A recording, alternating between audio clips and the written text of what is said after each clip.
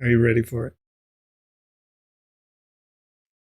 Good morning, afternoon, evening, everybody, and welcome to the GMAE show. We're here on the official Sandbox Game live stream. I help you create the games you want to make for Game Jam events. Chat, it's special to be here with you again. And it will always be special to be here with you for these live streams because I am now here exclusively. No news, no daily content, no nonsense. Exclusively to help you create a game in the Game Jam. So, I'm getting some help in the chat from PandaPops. Thank you so much for that, PandaPops. But listen, chat, I don't think Panda knows that I'm a consummate professional. We've been doing this. All right, we know exactly what's going on over here. Watch the fanciness. All right, you ready for the fancy, chat? You ready for this? You ready for the fun we're going to have? Check it out. Whoop. Look at all that. Panda's like, I don't know. I don't know if you got the details of what we're doing over here. But I got you. I got you, Panda. I got you, Sandbox. I got you, SandFam. Thank you so much for being here today. Whether you're watching live on twitch.tv, you're watching over on Twitter or x.com/the Sandbox Game, or you're watching later over on VOD on youtube.com. I want to talk about what the GMAE show is now and what it will be for the foreseeable future. For at least one opportunity here on the official at the Sandbox Game channel, you can request your games or experiences that you are creating for Game Jam events to be playtested while they are in active development. All right? The intention is that we help you make these things better, so the assumption is that they will be broken, that they may not be perfect, that they may not be finished.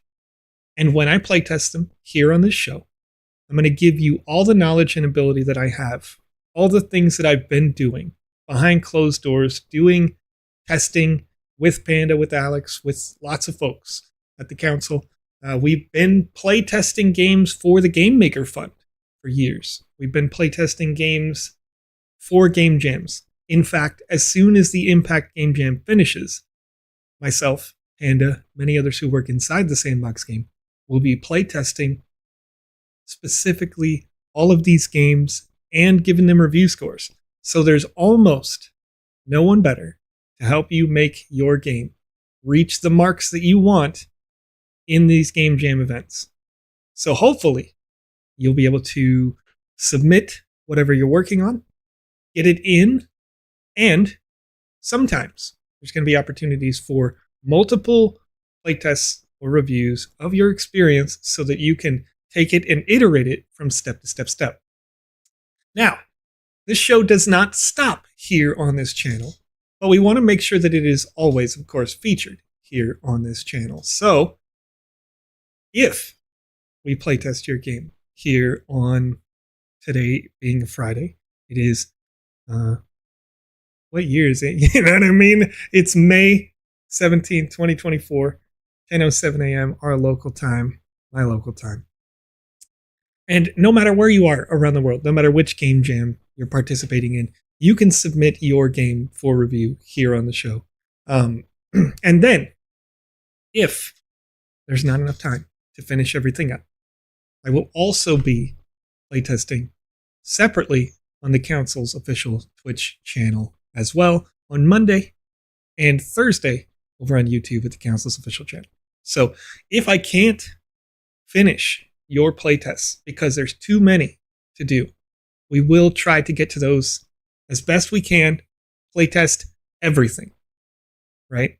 Because I want you to be able to submit something that is just that much better than what you submitted last time. Folks, the demand for this has sort of come from the fact that a couple of weeks ago, Lucas needed to do some things with his lovely family, right? And I helped out, jumped in, because I think Panda's internet was doing some stuff, you know? And I helped out with the Game Jam awards show, which there's another one tomorrow, I believe.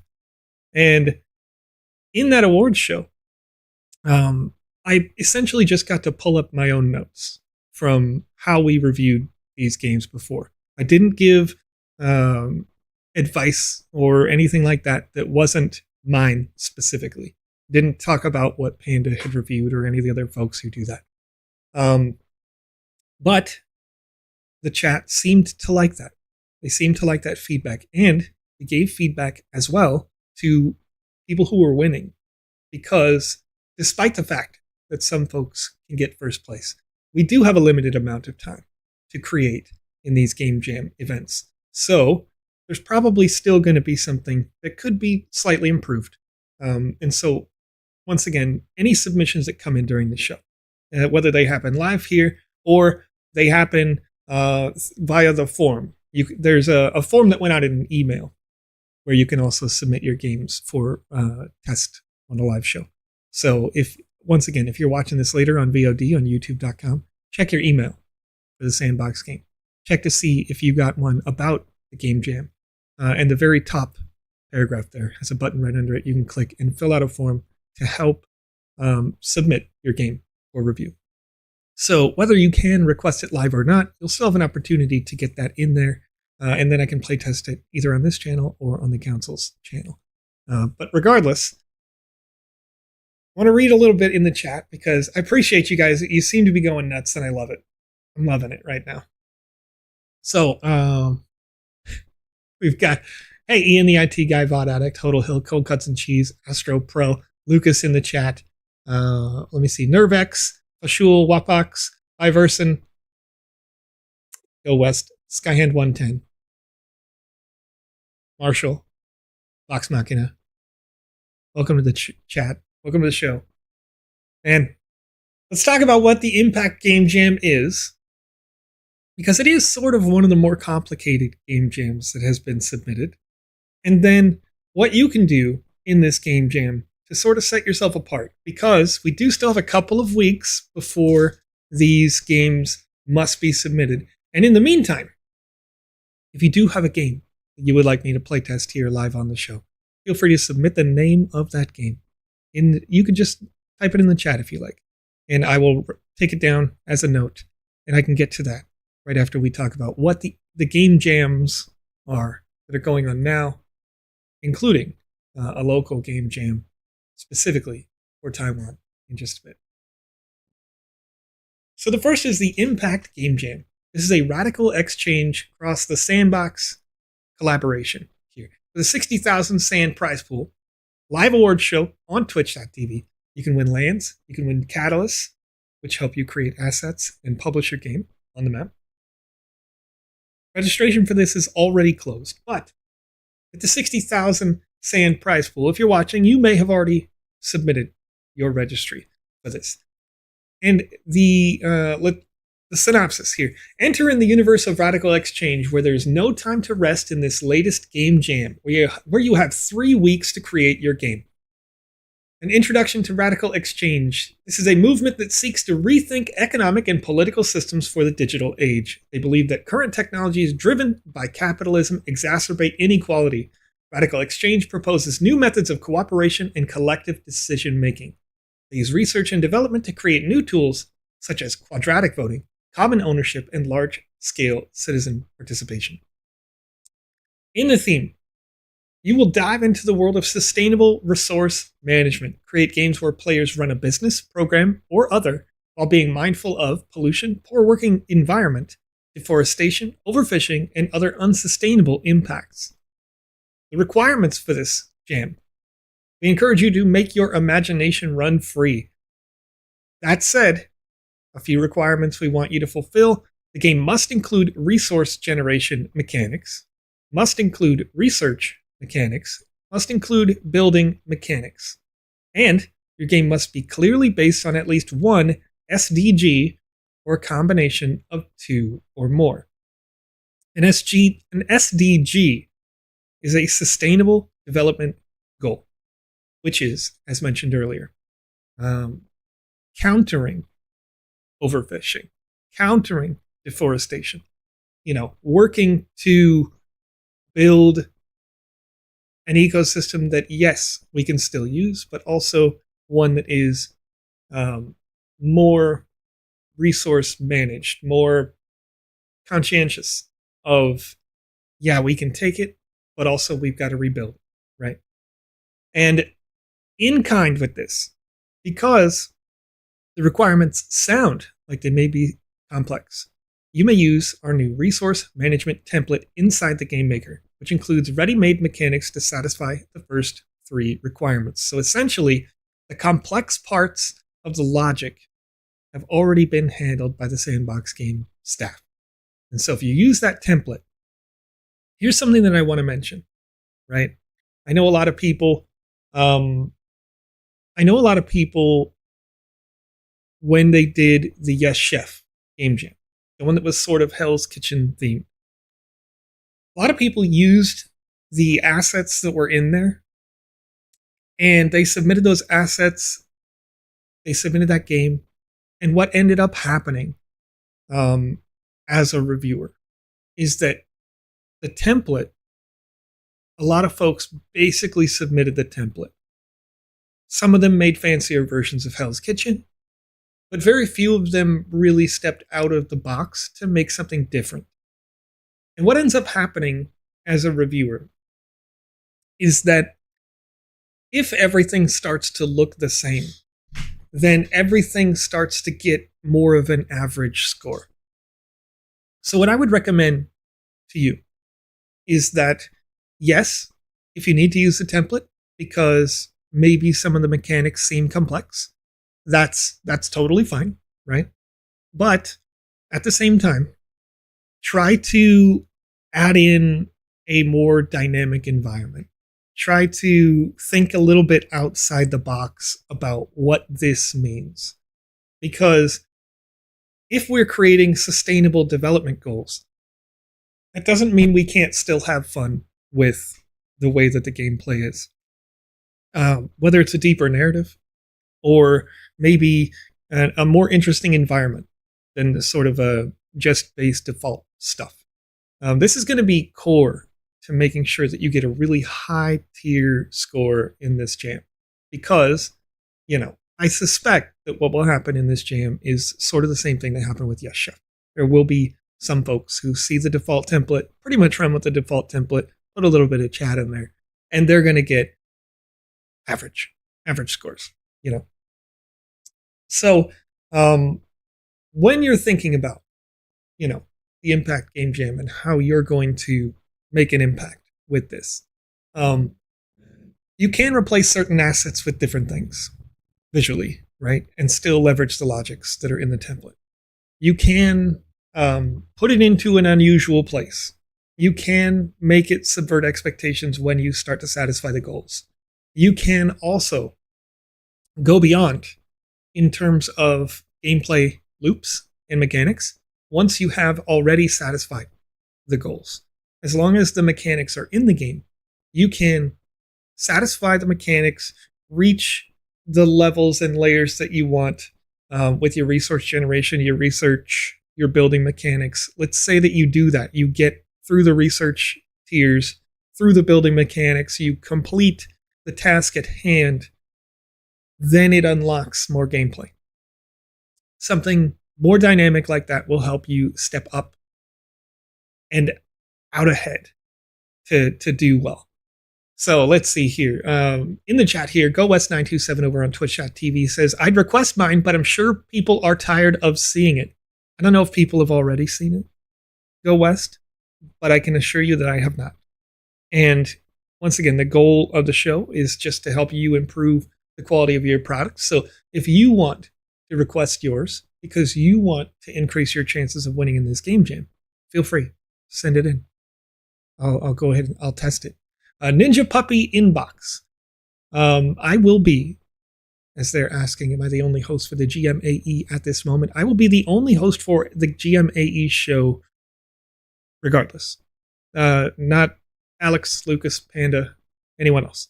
So it'll just be me. We're hanging out and teaching you a little bit about what your game feels like as we play it live here on the show. So if you have a game that you have created for these game jams, feel free, submit it in the chat, and we will, play. We'll have fun together. But as the Sandbox in the chat is saying, you have staff in the chat ready to help if needed. So appreciate the vote of confidence there, Anna, for actually. I'm sorry, that may have come off in a weird way, but legitimately, I appreciate you confidently saying, you know what, Joe can handle this. Joe can do the one-man show. All right. And then, that's not the only game jam that's going on. However, it is the only game jam that's going on digitally, online. However, if you're watching either on youtube.com or you happen to be in Taipei or in the area, or you're going there, May 25th and 26th, there is a live 2-day game hackathon happening with public voting between June 3rd and 12th. This is May 25th and May 26th. So if you want to participate in a live event, and you're in the Southeast Asia region, you may be able to go to this event. With a prize pool, first place getting 7,000 sand tokens, 1 by 1 land. Second place gets 4,000 sand tokens, 1 by 1 land. Third place, 2,000 sand tokens. 4th through 10th gets 1,000. And there's some publishing rewards. First 25 creators to self-publish their game jam experiences, regardless of ranking, are awarded 400 sand. So, that is a live event that is going on, if you're interested in doing that. But the Impact Game Jam has similar rewards, a little bit higher for the global audience. So if you're wondering, why should I participate in a game jam? What's in it for you, right? The time that you spend, where is the value? A couple of things. The first is, of course, that there are first, second, third, fourth, fifth through 10th place awards, all of which get Sandbox Game Land, which is your ability to publish an unlimited number of games to your one land, one at a time. This is a 96 by 96 meter square, 128 meters tall. Lots of space to build whatever you like inside that space. Then, 15,000 sand for first place, which, really rough math, that's right about $6,500, $7,000 in direct conversion right now, this moment. Or second place getting 8,000 sand, third place 5,000 sand, fourth place 3,000 sand. Then there's also honorable mentions when you go beyond the 5th through 10th place at 1,500 sand. Honorable mentions getting 1,000 sand and a 1 by 1 land. Now, for me, because all of us voters get to vote, and we can check the box on honorable mentions. What does that mean, honorable mentions? If you're not familiar with the process, a game may not be complete. A game may be pretty broken sometimes. A game may show that the artist just ran out of time sometimes. But it has the bones to it. It's got the base to it. And we can see, usually when we give an honorable mention, that you were doing well at the design. And sometimes, if there is like a ton of really good submissions, I've had situations where I went down my list and I checked. First off, for me, just in case they don't win, I like to mark all of my top 10 by points as honorable mention. And then I'll add up to 10 additionals on my opinion on honorable mention. But sometimes there are so many games that are right there, like really close to making it into the top 10. Like they've got something special about them that that I have to just go back through even my honorable mentions and reduce those down to that 10. But what I would say is that the honorable mention section is probably the most important reason why I like having this show. And I'm hoping that you guys submit those for play. because we can take a game here and like a 1x1 land is relatively expensive to pick up, you know, if you wanted to buy one on a secondary market. And 1,000 sand is a pretty good amount of money for, you know, some passive creation over a couple of weeks. And so if we can take your game from somebody who's brand new, maybe you've never made a game before inside the sandbox, if we can take that game and you submit it, I'm going to guess, let's guess you've never done it before. You would probably end up submitting a game with a flat land, I would guess, or just the template with a little bit of modifications. And we can work on your narrative together. And we can work on how to terraform, right? Like change the way your land is designed to add alternative pathings to doing the same functions, alternative, quest that you could take and give, and help guide you in such a way that you can get into that honorable mention, even if you've never done it before. Of course, it's not guaranteed. We don't really know, the quality of some of the submissions that are going to be coming in.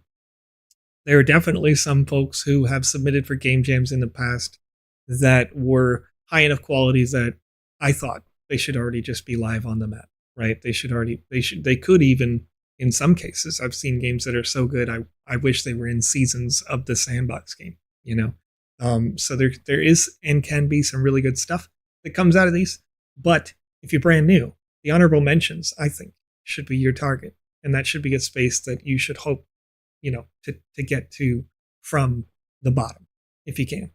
So 1,000 sand and a 1x1 land for an honorable mention is very good. And as I mentioned, that's $400 or $500 for 1,000 sand right now. So that's pretty darn good. And I'd like to see that get checked out. Let's see. Iverson saying, I prefer to prepare from scratch instead of editing a template.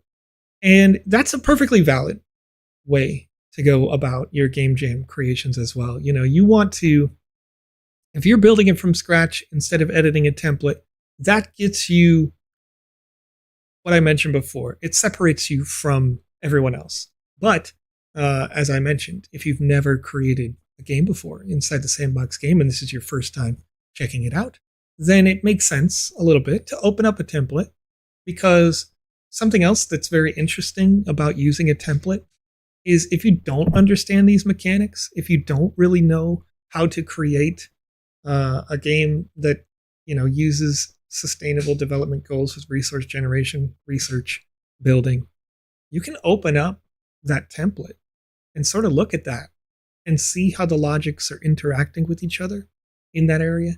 And as soon as you see that, and you start to, it'll start to sort of wake up different things in your mind that, as a developer in this no-code space, can be very useful.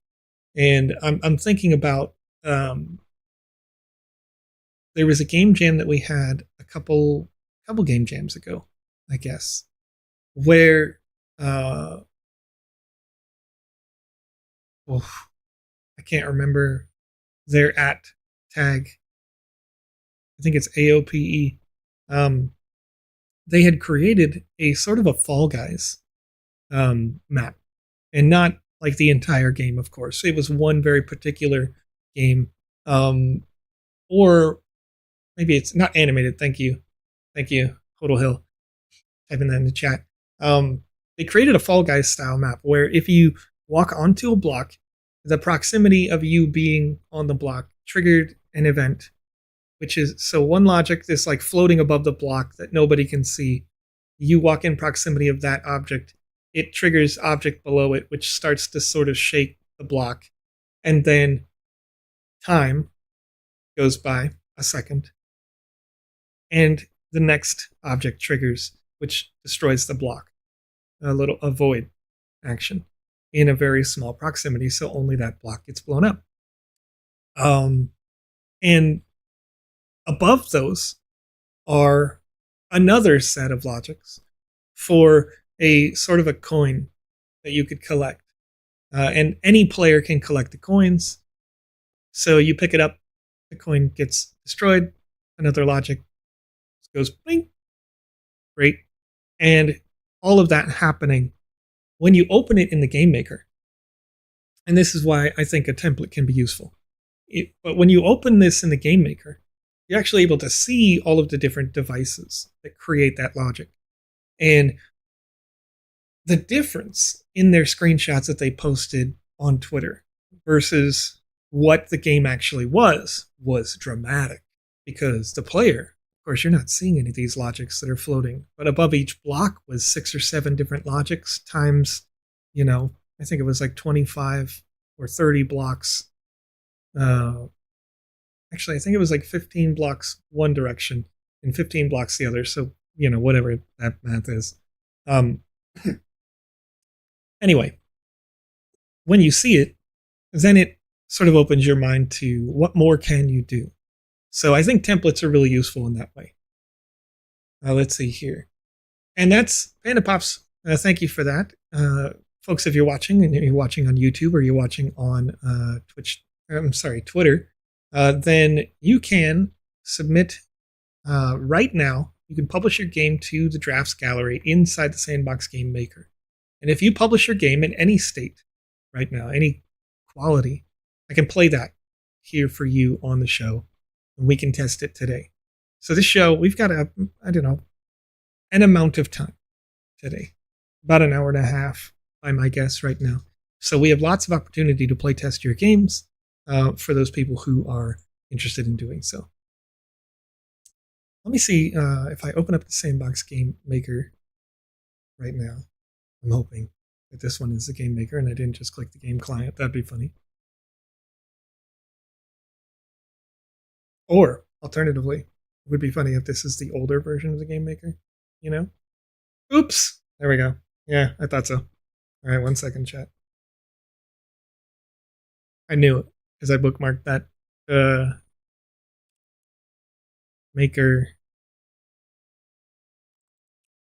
Sandbox Launcher, Joe. Sandbox Launcher, it's been a while here.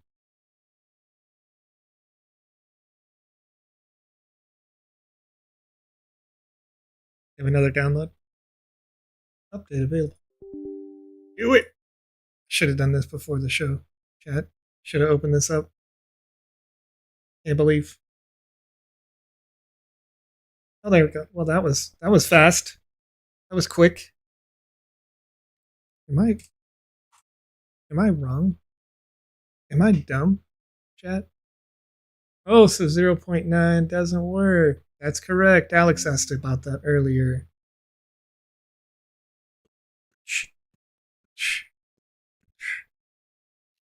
Ah, I don't need to diagnose a problem. I'm good.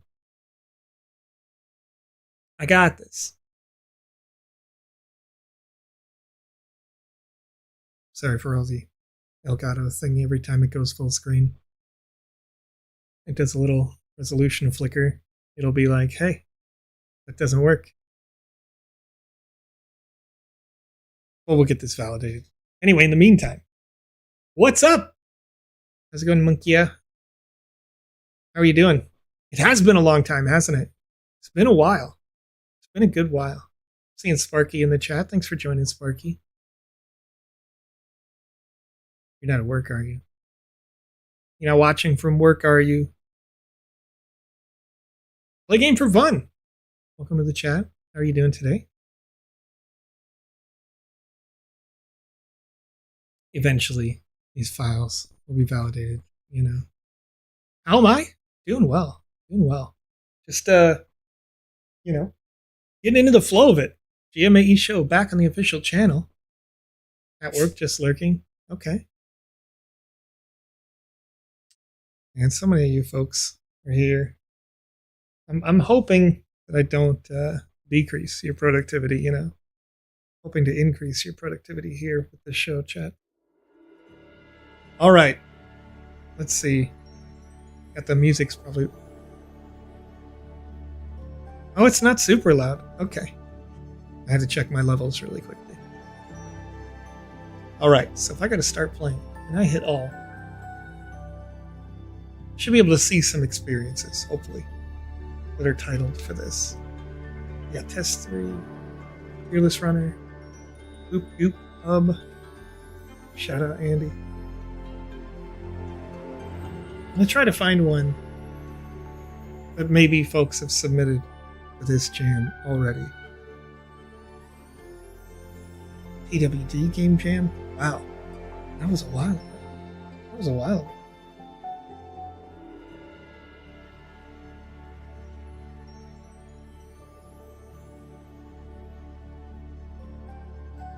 Should I just type it? I don't know if they're already gonna... Let's see if Impact has been submitted. No work till June 10th. You say, okay, all right. What are you doing now?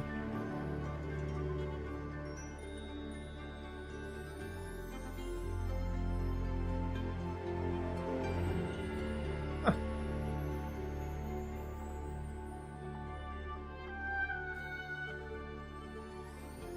Alpha Impact Open World Game. This is created in June 23, December 23, 21. Cook. Multiplayer game.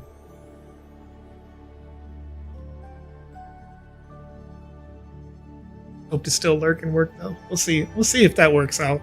We'll see if it works. I guess it really depends on what you're doing.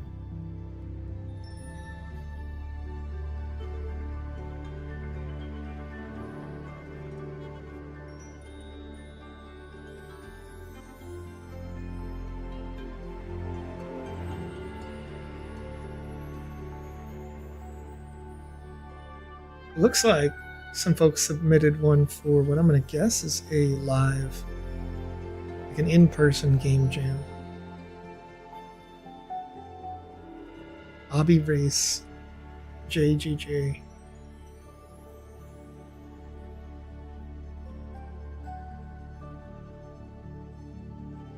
All right, I'm going to go ahead and play through this one just to give you an idea. Folks, if you've never seen my face before, if you don't know what we've done over the last couple of years previous inside the Sandbox game, I'll give you a sort of a preview of... Oh, unable to connect to the server. Client and server versions don't match. Well, you know, it's working great. I'm doing well. We're gonna do this. We're gonna do this. I'm gonna click download this Game Maker. Just in case. Just in case. Game Maker version I was using was dated. I don't think so. Pretty sure I used this like yesterday. But you know. You never know. What is this? 10.8.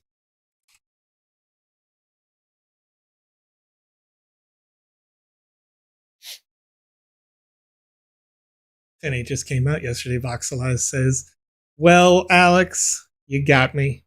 Got me on that one. Got me. That's for the game client, though. I'm not sure. Not sure if there is a 10.8 for the Game Maker. You can see here, so hopefully that fixes it. We'll see. Nazman01 saying Guilfoyle? I don't know what that is. A lot of change for Sandbox.game. Yeah, there has been a lot of changes with the version 10 point something updates. I guess I did see some patch notes yesterday, wasn't it, Alex? Nonetheless, a lot of changes for sure. All good stuff. Really just makes designing things a little bit easier, a little bit faster. I think it's more fun as well. But Guilfoyle character on Silicon Valley. Okay. All right. I'm familiar with the show, but not familiar with the character face to name associations. Okay. So, I gotta sign in again. Here we go. Make sure I type my password correctly. And remember myself. And here, oop. All right, let's try this one more time. See if that fixes it. Woosterson over on X/Twitter. So I remember you from 2018.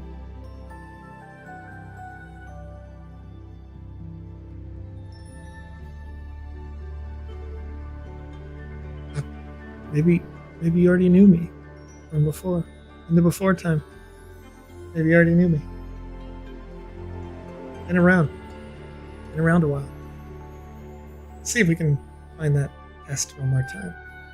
Maybe that's why they won. We're going back to page 1 real quick. File test. This is published in the last like minutes. Published within minutes. In the land before. Yes. Wait, who's typing on Restream? Who's doing that? Is that Alex? Before my time, Sandbox says. Yeah. You see, question, which Game Maker version will we use for the Impact Game Jam? Is it 10.68 or 10.8? It's me. It's probably Alex. Panda probably? I can't tell. Alex saying Panda probably. You know, I'm doing a thing right now that's fun. Normally, inside baseball here for you, chat. When Panda or Alex, Lucas, whenever they stream, they go into a special Discord that we have. And I'm not in there. So they can't just come in and interrupt me and be like, hey, how are you? Ooh, okay. So I spawned with depth. Ooh, a lot of depth of field effects. Look at this. It makes it look like they're so far away. Oh my goodness. Oh. Like, it's it's cool to have the depth of field effects, but also it's my brain wants to compensate for it, you know? My body is like, focus on that. What are you doing? Like, I can see that tree. I should be able to see it, you know? So, okay. And for information, I'm like a stupid nerd. So this over here, my screen, that one is 43 inches. So when the depth of field effects hit, it hits pretty hard. Like the bigger the screen gets, I actually leave this as a note pretty much like at least once or twice on any given game jam, that when you put in the additional visual effects, know that those visual effects impact differently depending on screen size. So if you are the type of person who is going to put in these screen effects, I would recommend that you don't have to do this, but I would recommend that you take it down about half of what you thought you wanted. And because I'm thinking about a particular game jam where someone used the fisheye lensing effect to change, like to make a maze more difficult. And so the world would look like this, and then suddenly it looks like this, and it's doing that. But imagine that if it's like here, right? Like if your screen is a normal person size, or if you're working on a laptop, then just like take that laptop and just put it all the way up to your face, and then just move around a little bit. Because when a person plays on a larger screen, the effects hit really hard. Really hard. Woosterson says, I still have a Wizzy from you drops. Well, thank you. Wizzies are great. I think people like them. Lots of people in the community are not giving them up. We got some OG folks in the chat for sure. Okay. So I'm just going to kind of bounce around in here. And when I'm playing these live on the GMAE show, just know that I'm playing it as though I were 5 years old. It's the first thing I see, the first thing I think is the first thing that I'm going to do. And the reason why that is because I want you to see what the average person, might do unguided. And so the impulse a little bit is to go down. But when I spawned, I was here and I saw this. This is what I spawned and I'm looking at. So I'm going to think, oh, do I go up? Right? And so I'm going up first. As I'm going up right here in these spots, this is a creator's choice, but generally speaking, what I like to recommend to people is things like grass, bushes, trees, the shrubbery specifically, not the trunk, anything like that. The player should, for the most part, be able to go into and through. Because in the real world, a person would be able to go into and through it. And if that were true, if that was true about this bush right here, then there would be no chance that I'm going to get caught in the bush. So as we jump up over here, and I'm just trying to get on that space, you can see it's a little, little jerky because my character's trying to fall in that hole right there. And something else that can happen is that your players could get stuck there. And so you want to try to avoid this as often as you can, so that players don't have to respawn to continue their experience here. So as we come through, it looks like the flower here has collision turned off on it, at least for the petals, which is a good thing. The stem, the base of it, having collision on, okay, that makes sense. That's well done. We've got a visual effect for what looks like some kind of a fire or a volcano going on over there. But nothing much we can do here, so let's go down.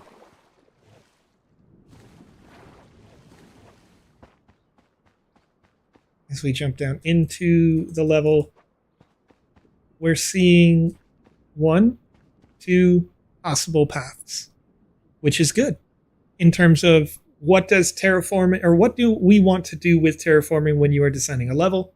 It seems like this level, of course, doesn't have the, any of the real gameplay in it. But when we were testing games or experiences inside the Game Maker Fund, this is a standard level, a standard layer of the development process. Usually somebody would send in something to say, is this layout something that's appropriate for game design? So when I'm looking at the layout, what you want to see is, first, a level that leads you to where the player should be wanting to go. And then second, allows for a bit of agency on part of the player. So, Paul, Life Made Me, saying, is today's playtest filled up? It is not. If you'd like to submit your game for playtest, then we can definitely get you in. I think today we've got still about an hour and 15 minutes on this show. So if you'd like to publish your game to the Game Maker, just so that I can see it at the top of the list, and then just let me know when that's done, I can go explore for that.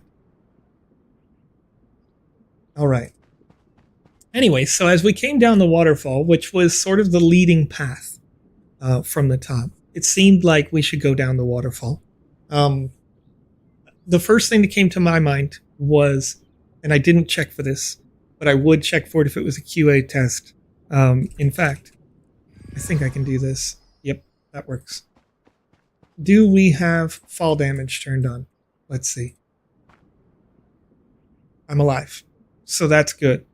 considering the way that this level is designed, where the waterfall is the featured leading line, now we made it down here to this place.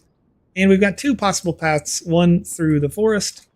It has some grass here, but as we pre-established, if grass doesn't have collision, then it only gives you the passive impression that this is not the desirable way to go here, because the grass is tall, which is sort of in the way. It's not actually in the way, which is good game design. And over here, the thing that we were looking at from the beginning is wide open. So that's why immediately I wanted to walk through this path. So we come in here. The first place we go is into a cave with nothing. And so if we're in the traditional game design mindset, the pathing has led me to go into the cave. This does not have to be a mainline quest. If I was going in a traditional mindset, I would have something or someone at the top of the waterfall to introduce me to your world, to explain sort of what's going on here. And then as I come down, I'm going to want to have not the mainline quest here inside this cave. I would have a side quest in here, or just maybe even a side character if you don't want to have an overt quest to be in here. Maybe somebody's fishing, whatever they're doing. They could be mining. They could just be having a picnic, or be a hermit, and they're just not interested in interacting with people, but they could still give you a quest potentially. And the mainline quest being through the forest. Forgive me. And I forget how hard it is. How hard it is to just talk to yourself for like 2 hours straight. You know what I mean? Like, you have to literally tell yourself, breathe, or you end up yawning.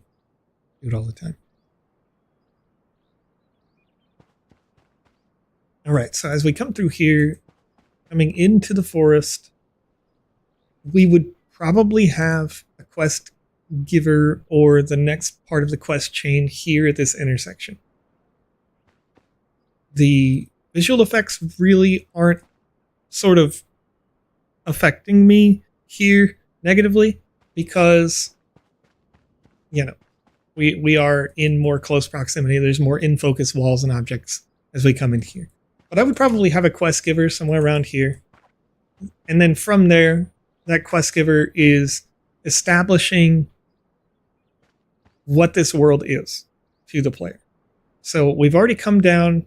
We've already been to the top, came down off of a simple like, hi, welcome to this area. Maybe we met the hermit. So in order to keep this side quest more of an interesting secret, when we come into this space, have the character that you interact with as the first one, establish your world building by giving you what should probably be the only collection quest in your game. If you're developing a game with collection quests in mind, know that their best use case and their most interesting use case is just exploration, to show you, okay, we're going to go pick up some apples or whatever, all over. And we've got one in here. Oh, look, gold on the walls. That's pretty. And we've got one over here under the trees. Okay, character. This character could have a separate quest that we might be able to pick up. But we've established that character is here. Maybe they don't give you that quest until after you finish your collection quest. And you've got another collectible over here by these little aquatic... What is this? Like a bear? I mean, they're cool. They're unique for sure. But we've got something else over here. Look at this little dude. Look at this little dude. You're just... Look at this cute little guy. What are you doing? Quest giver. And we've established a little bit of intrigue and interest. Treasure. Ooh, treasure. Ooh, more cave. Okay. And so we give someone a collection quest so that they can then go to all these interesting areas in your map. And to this point, the terraforming is fine, but maybe could be slightly more interesting. So you've done a very good job of creating different zones that feel unique and interesting and would attach to a quest in a way that makes sense. You've got interesting objects and assets in this experience, but as it goes, it is still pretty flat on this area. So I would take advantage of some of these caves that you have here. And, don't be afraid to dig down. Because with all of this sort of, I guess, wall space that you have in here, you might not have to work. See, this is good vertically. That's very nice. Good verticality there. But adding a little bit of depth, I think, helps. And the verticality gives me alternative pathings, which is also good. Gives the player a sense of agency of how do they want to get back to quest giver. Some kind of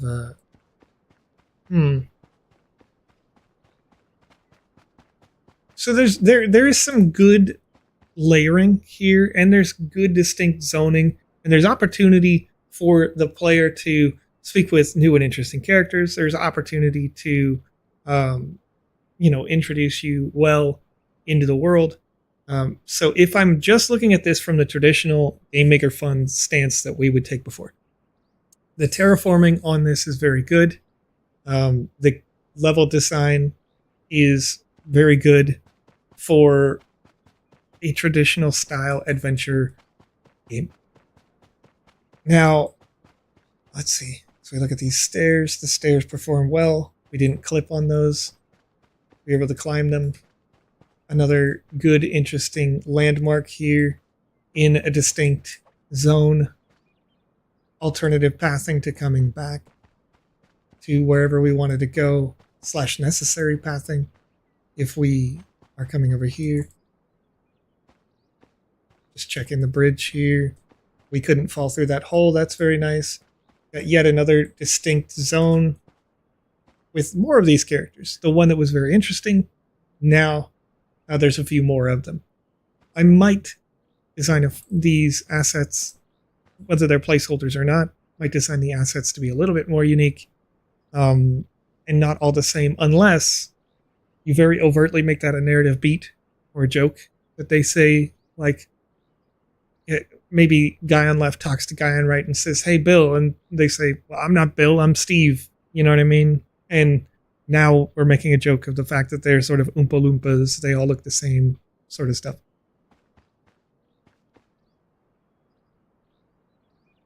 All right, let's see here. Sandbox Game answering a question by Viverson Art here live. Thank you, Panda. Because Viverson asked, is it appropriate to use the current version of the Game Maker or use the version of the Game Maker that the Game Jam was initiated in? And it's not only appropriate, but really best practice to use the version of the Game Maker that the Game Jam started in, not always updating to the newest version. And there's a couple of reasons why. Because this Game Jam is a 3-week span, you will probably see a version update on any given Game Jam for their various lengths, right? They come in at different times. So what happens if you got version 10.6 as that was the release for this one, and you upgraded to version 10.8, and you start using 10.8, you might break things that you already made. And then also, as testers, we're going to be testing it in the version that or in the version that it was announced in, or, you were eligible to start creating it. So maybe on the other side, you might update it and try to create it in version 10.8, but we're loading it in 10.6. So if we load in 10.6 and a new mechanic was introduced in 10.8, now the game doesn't work. And that will severely negatively impact your score. When I say severely, I guess it's sort of with scope, but I've never, almost never, seen a game that breaks completely and gets more than an average score. You know, you might have a great idea and have submitted it with video even, at least from my side. When I review a game and it breaks completely where it's unplayable, you lose points in 2 or 3 different categories out of the 5 for me. You know, I mean, it's not going to affect something like wow factor if you made an amazing concept and clearly, clearly it's possible you can. But yeah, I would stick with the current, with the announced version. So 10.6 on the current Game Jam would be the one you'd want to run with, as VPire has answered that as well, mentioning that this was mentioned in the email from the first week of the Game Jam as well. So folks, if you don't know, if you haven't checked your email recently, because it's the year 2024, you have been receiving some mailers from the Sandbox game when you're signed up for a Game Jam like this. And in those mailers, you're getting interesting tips, tricks, advisories, you know. And one of those tips and tricks was this fact that it would be primarily created and tested in that 0.10.6 update. All Life made me saying published. The name of the game is Atmos Cube in the gallery. So we will check that out here in just a second, as I'm going to just continue to explore and explain a bit more terraforming and essentially art design for this game here. So you can see that as I've been exploring naturally, now that I got on this second layer, I wanted to go around. If I came up these stairs and I talked to somebody who was here, this path is not that obvious. Right here. What I would probably do is make, and it may be another asset that you put on top of the block, or it's new blocks entirely, but I would make something to go right here on this edge, the edge of these blocks right here, that looks like it's worn out dirt instead of grass. You've got grass here that sort of creates a path that leads me to this, but it was only my like natural want to explore that led me over here. So because of this tree's placement and the root structure, it passively suggests there's nothing going on over there and no reason to go that way because of this root right here. So we can either turn the tree to move that root out of the way, and or make the path more obvious here that people have walked it from here to here. I mean, this archway is cool enough where something could be behind it, someone. I'm going to talk to them. I'm going to stop. I'm going to look because it's bright, it's glowing as I'm walking up here. As I come up right here, it kind of glows. So I'm going to stop and look and interact with them.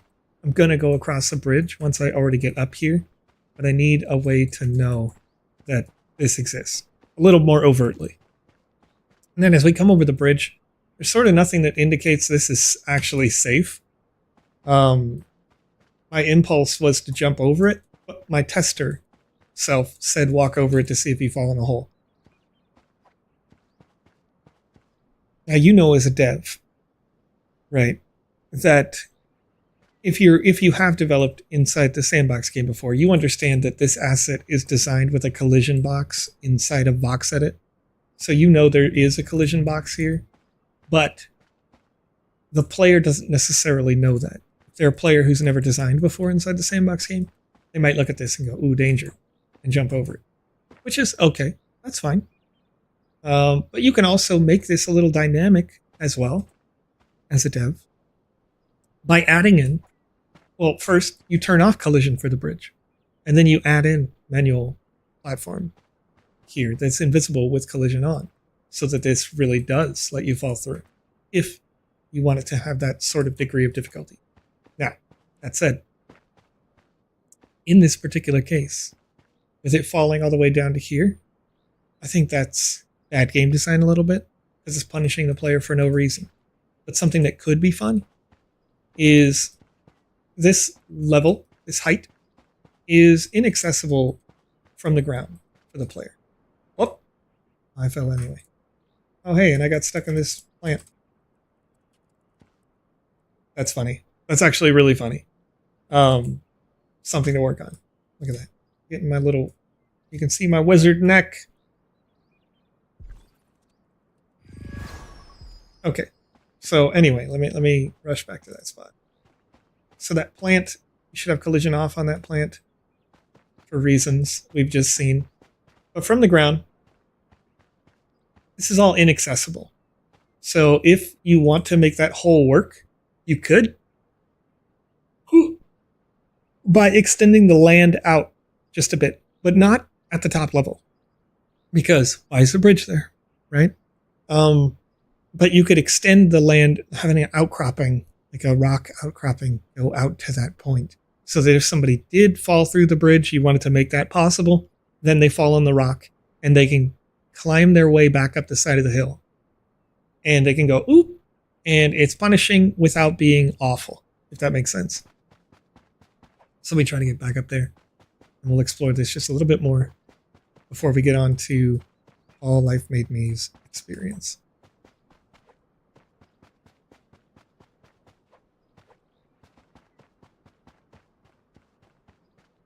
Okay, here, sort of the same thing.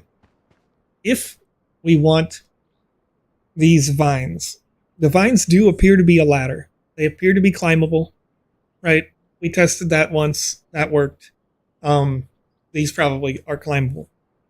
But if you want people to have their eyes go that way, once again, do the same effect that we were talking about with the other block here.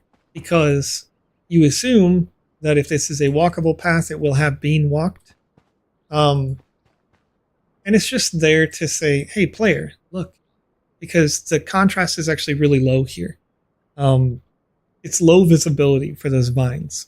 You may not notice it if you're just you're here. This is bright, it's shiny, it's obvious, it looks great. But as we come around, the butterflies are catching my eye more than the vines are. So in order to give a leading line art direction here for this experience, you want to have these be a bit more obvious. That this is the way to go to proceed. And what this does for you, why that's important, is that some developers in this space rely so heavily and too much on that little target dot indicator or exclamation marks that you could see through walls. So you're going to maximize your immersion in a game by allowing the level to guide the player where appropriate. As I mentioned before, you want to have agency, so you want to have multiple paths, and you've done a pretty good job so far. As we get further and further up, there's less opportunity for that, and that's reasonable. But you don't have to have that big, bright target over character's head at destination or over asset at destination if you make the art design intentional, to push people in the directions that you want to push them after you give them the quests that you want to give them. All right, I'm seeing King of Crypto in the chat. What's up? How you doing? Welcome to the show. Welcome back. All right, so we get up to the top here. I can't tell if this is the top. Doesn't look like it because there's something going on over there. Oh, it's definitely not the top. But this was a path. I'm over here. I'm getting a little bit of the leading lines there. I don't know what this is all about. There's a hole in the wall. Totally. It feels unnecessary. Maybe there's something you're intending to put in there and I can't see that yet. As we come through, this is really that player agency happening is I went up, I came down, and I'm back to sort of where I started, which means that I could have potentially done the exact opposite of that, went around here, but this has high contrast and leading lines. So 9 out of 10 of your users are going to go across a bridge and not realize that they can go here, which helps if doing that quest section leads us back to here. If that happens, then that's great level design. So we're climbing up. Got another small little dude here, right? Probably a quest giver. Mm-hmm.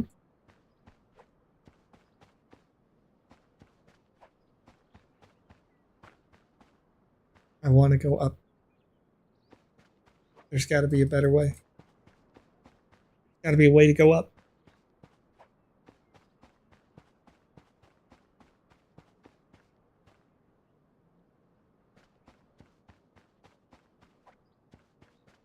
Oh, wait. Could I have crossed there? Hold up. Can you climb this? You cannot. Uh-oh. Can I climb this? Nope.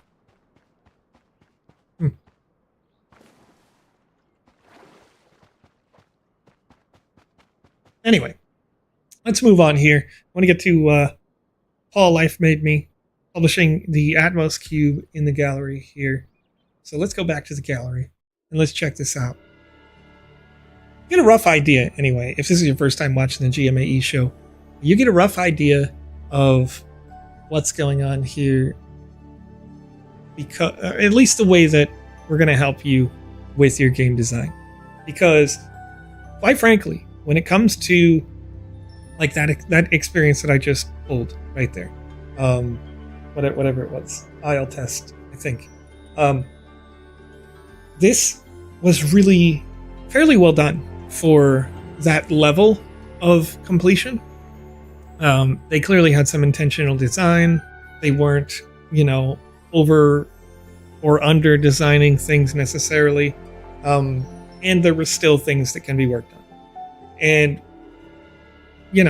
when you're at that layer, when you're just at the terraforming level of your level design, these are sort of the things that we can still give the good feedback here on the show for your experience. So Atmos Cube, well, I'm not sure what level of design this is going to be at. So take it with a grain of salt. And by that I mean, if I'm, hopefully you understand, because you've seen how I've tested with you before on some of these older shows. But you can see there's 10 quests already. This is a 1x1 land experience, which I think is ideal for a game jam. Not to make something too big, make it on a 1x1, especially because the award for getting in that top 10 or getting honorable mention is receiving 1 land. So making it work on 1 land makes sense. Okay. Agent 91. I've used $10 to reach the spawn point. Scouting the area now. Okay. Right. But be careful. Classified. So presumably I'm receiving this. Each respawn costs $10 or game over. Blend in and don't draw any attention. Your first task is to find a way into the Eco Lab. We need his research. Scientist. You need a scan of the scientist's face to get into the lab. I have a hidden supply cache on the Oasis. It will print a mask after you scan the guess and find the scientist and to save the world. Okay.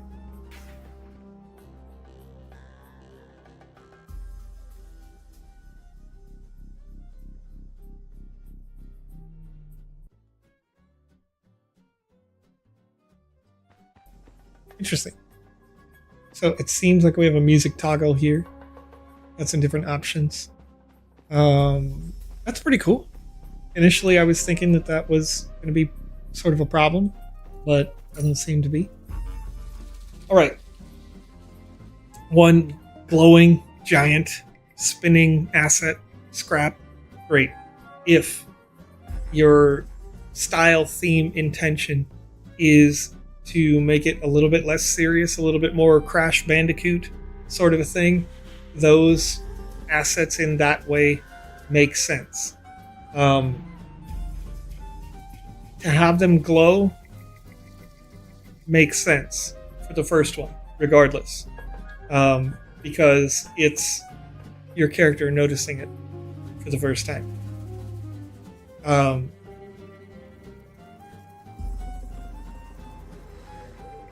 okay. Let's see. All Life Maybe says, when the avatar spawns in with a sword and the spawn point health doesn't work. Did you restart the Game Maker? I can. But let me run through this point here really quickly. If you want it to be a serious spy game, I would make it so those things don't always glow. Just the one time. You can still pick up scraps. It can still be a bit comically oversized, but I would make sure that they don't always glow. But the first one should, so that the player is pulled towards it in this world of, otherwise pretty realistic looking stuff. You can convert them to cash. Open your inventory and press C to convert. So let's see.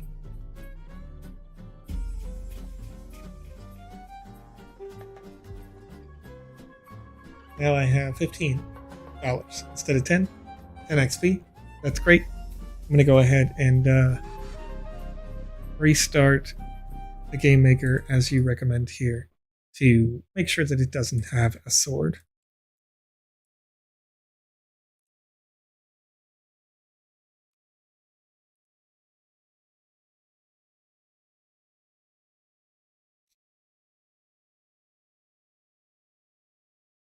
This bus is gorgeous. I agree. It's a really well done bus.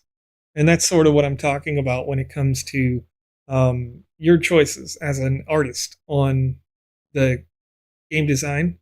You could probably replace the glowing effect of that with a spotlight effect and put one on the side of the building like it's a security camera. And that would help with that. Because then you keep the realism without, But again, if you are going for a bit more of a cartoony look, a bit more of like Crash Bandicoot, despite the fact these being standard looking humans, then yeah. Okay. So we spawned without a sword this time. That's good. Each respawn costs $10. We need their research. Scan the guess. Grab this thing.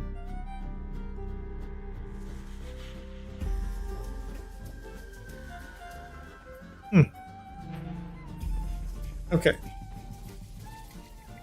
Be careful of the guards, stay out of their vision, and move when it's safe.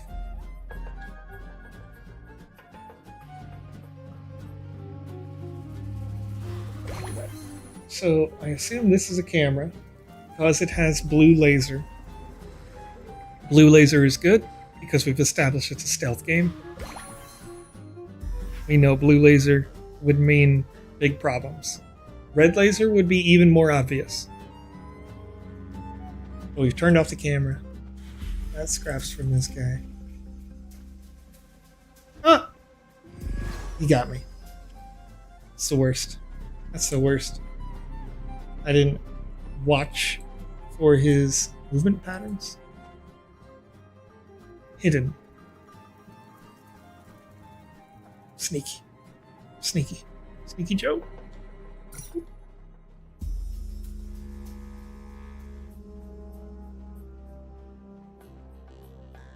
A little matrix text over here that compels me. A data point. So you've discovered a data point. Interact with the data point in your inventory to boost your XP.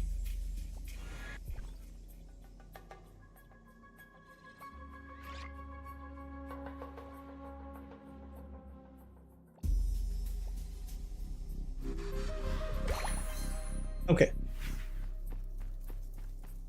So we got the boosted XP.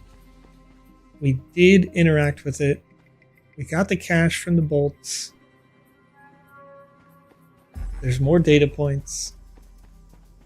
Now the question is the XP useful? And I don't know yet.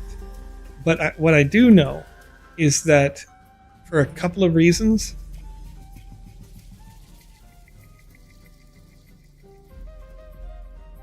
okay. So, a couple of things are happening that I just observed right away.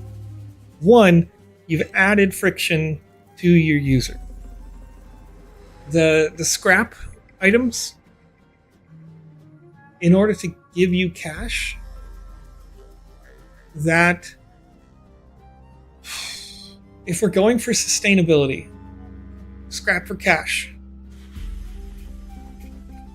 we need a recycle bin. Just something that has the recycle logo on it above a bin somewhere.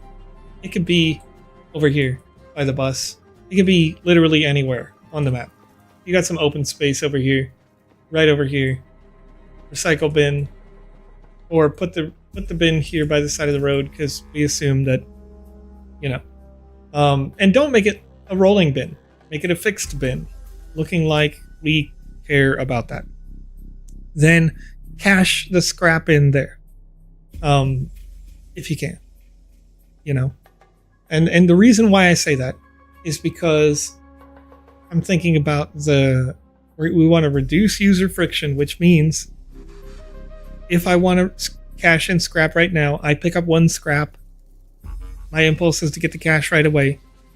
So I got to open this. That's pressing I. Click this. That's clicking mix. Press C to do the thing. Normally, I could just, if I had a bin here, I walk up, press E, deposit. So we save like 2 clicks per single piece of scrap. Because a person might open the menu every single time they get scrap because they want the cash to make sure that if they do die, they don't die. If that makes sense. They don't get the game over screen. When a player reaches that point, when they do get the game over screen, they're out. Most of the time. They're not going to play the game twice. Unless there was something very compelling to them that they just almost got. Then they may come back. So if we have a scrap bin here, and we have a scrap bin halfway through the level somewhere as well, then that will help. Alright, so we've got scrap. We know that's camera. Camera's off now. Got data points. How do I get up here?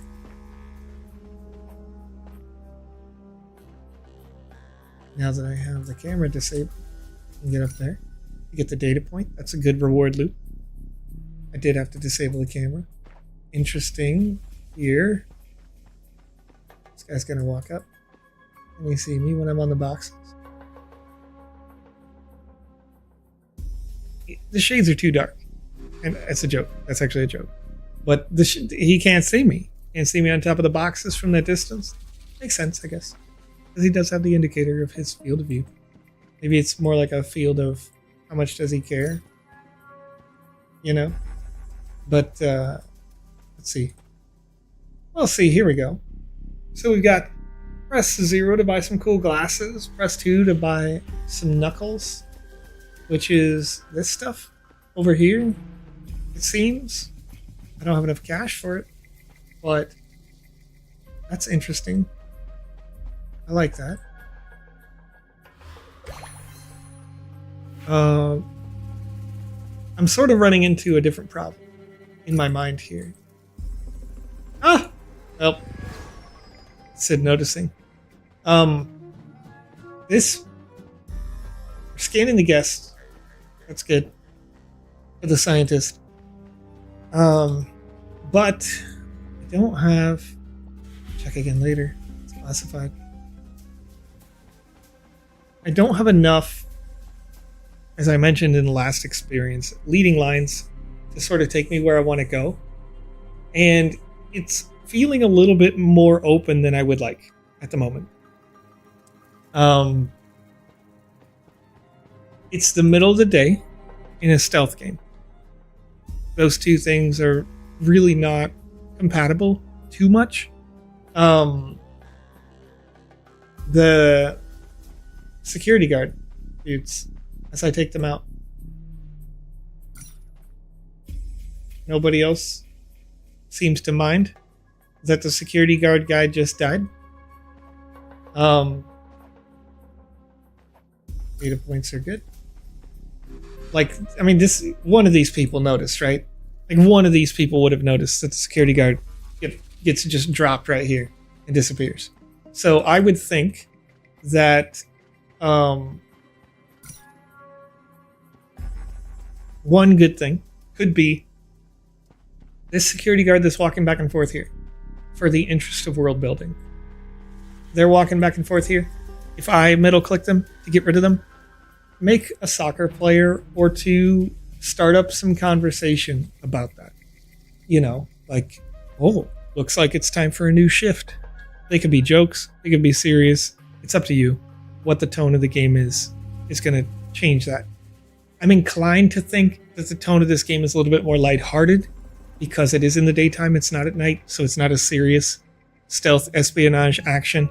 Because the bolts are shiny, I'm inclined to think it's, you know, a little less serious. Excuse me. You got the sort of like Matrix-like numbers. Again, for data points, a little less serious. If I was being more serious for the art, I probably would make all the data points be like transceivers or little radio walkie-talkie thing, whatever. So, with that in mind, if it's lighthearted, if that's your intention, I would make the soccer players make a joke about how you just did a murder right here. Not in a very literal sense, but did I just kick the ball out from this guy? Wait, I could just play soccer? That's kind of cool. I like that. I got experience for... Wait. What did I get experience for that for? Where'd the ball go? Did the defender take it? Okay. Alright. That's fun. It's an addition. If we're going to have that for fun event there, which is great. When the defender defends it for the first time, if that did in fact give me XP, respawn the ball. And then get rid of the logic that would give me XP. Just leave it off, right? And so that I can use the ball to kick it into the goal. If the ball is the thing that's attached to the XP, then make it spawn a different new ball so that I can keep trying to play soccer for, you know, reasons. That's a replayability factor in this experience that would add to a potentially whimsical nature of this stealth game. If it is, in fact, was whimsical. This does seem like you want to have fun with it. So, I'm not sure why this guy disappears when you walk in him, but nonetheless, I think that's interesting. I like that. I probably wouldn't have run into that if I was doing this not for this show, though. I probably wouldn't have even noticed that you could play soccer because the overall tone doesn't imply that it's going to be a little more lighthearted, like I've so far observed. So we got these people chatting. Agent 91, are you there? Can I help you with something? Wait, why did I die? Why did I die?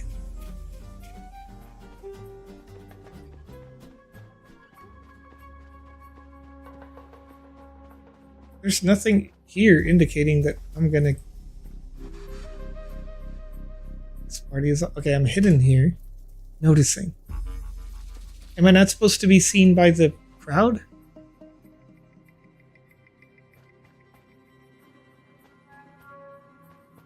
Am I supposed to?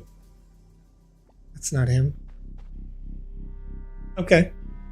So we're establishing that I'm not supposed to be seen by literally anybody, which sort of opposes the thing that I mentioned before, where you want the bystanders to leave commentary, but the noticing, right? Noticing. What I would probably recommend here is, it's a tough one. I wouldn't have known that people are a problem. Clearly, I died right away. If it's lighthearted and it's not serious, you might be able to put like an effect. Okay, let's test this. Let's test it to see. Sleazor. Okay, I'm walking in front of the camera. Bop, instant dead. Okay. I have no cash now. So hopefully I got a few more bolts in my inventory so I can test this more. Consume.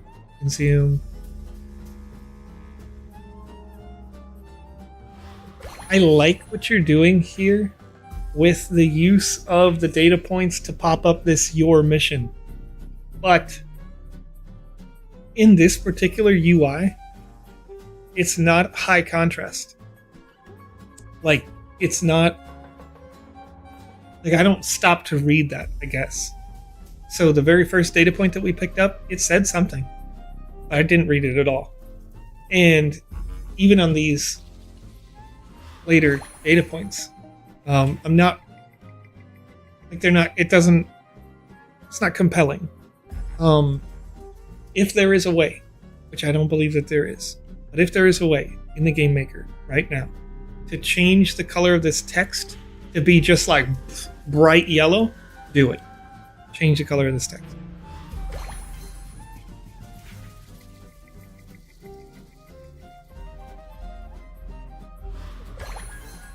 Okay, so we got a lot of cash. We do have enough cash to survive another event. And so I tested the camera for the purposes of this thought with these people here. Camera laser and the lasers on the spy or the guards, just make them red. And make proximity-based threats have a yellow indicator circle for their proximity. And then, when I walk up, it said, "Can I help you with something?" Right away. This party is awesome. Okay. So when you walk up, you have text chat popping up over the top. That text chat uses similar UI to the way that the quest updates pop in. So it's a little bit dismissible. If you can, use both. Use both types of chat bubble. That one, the overarching, this effect, which is really nice. And then the traditional text bubble for proximity as well. Since you have it seeming to roll on a random chart off of RNG mechanics, you could do the same thing with the text bubble. But if you have it do both, can I help you with something? And just have can I help you with something pop up over their head? Then that leaves you with the indicator that which one of the four is talking, which could be nice. And then if you change the color of the lasers from blue to red, you can also have a yellow threat indicator for these noticing warnings here. And I think that'll help. This one's noticing. You're breathing my air. It's not him. Same thing. Whenever I'm going to get into that proximity, it is noticeable.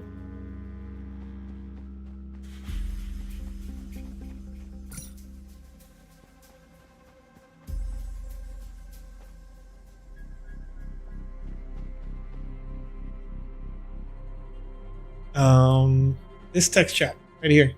when I walked up. That's not him. I can't recall if we did establish at the top that it is definitely a man that we're looking for. If the scientist could potentially be a woman, then change that to just say like that's not them. It's a small thing, but it opens up our options here. Now, if I'm just being observant, like that's the scientist, right? With the goggles, or is it the mad scientist looking one over there? Either way.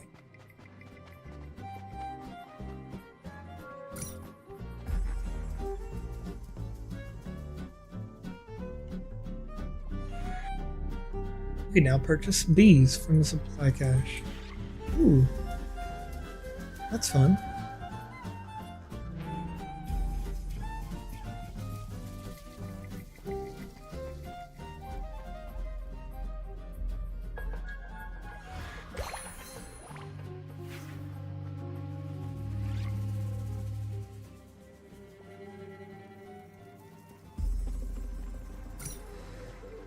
All right, so I'm gonna go around. I'm gonna collect some stuff here. Here's another thought that I'm having as I'm walking around. I mentioned in the last, whoops, darn it, I got caught. I mentioned in the last play session, that little bit at the top there, that the terraforming is something to consider. So in terms of your design right now, this is flat. Like really flat, which is okay, I guess, for a town, but it still is really flat. So I would like to see this be a bit more dynamic. If nothing else, just this like sort of beach-ish scene thing going on here. Can I get hurt in the water? Cannot. Can I get hurt by the oil? Cannot. Okay.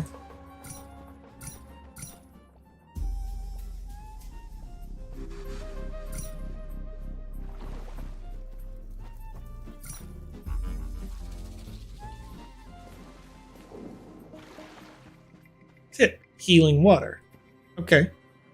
So far, everything I've seen that deals damage to me instantly kills me. So maybe there's not a lot of use for the healing water, but maybe there is later. Maybe there's stuff that just barely hurts.